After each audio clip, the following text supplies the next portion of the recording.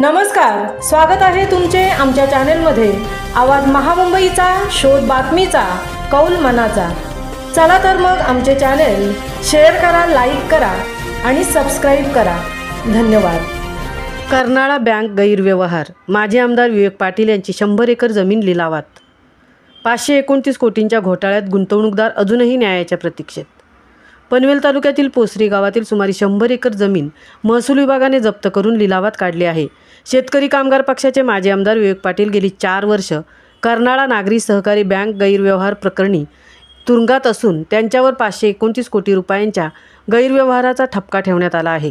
शेकडो गुंतवणूकदार अजूनही पैशांच्या प्रतीक्षेत। या प्रकरणात काही ठेवीदारांना पैसे मिळाले असले तरी शेकडो गुंतवणूकदार अजूनही हक्काच्या पैशांच्या प्रतीक्षेत आहेत।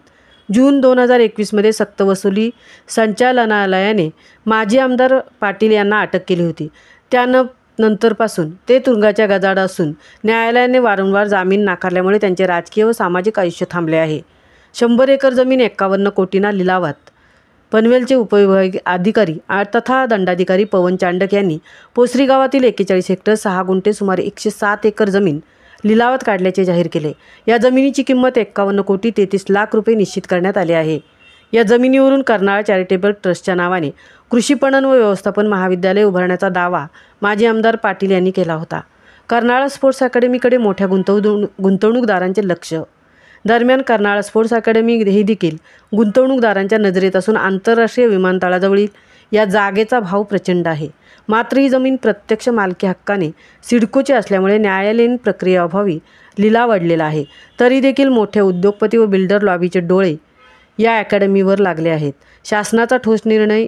महाराष्ट्र शासनाच्या गृह विभागाने 24 नोव्हेंबर 2022 रोजी आदेश पारित करून कर्नाळा बँकेचे अध्यक्ष, उपाध्यक्ष, संचालक व मुख्य कार्यकारी अधिकाऱ्यांच्या मालमत्ता जप्त करण्याचे आदेश दिले होते।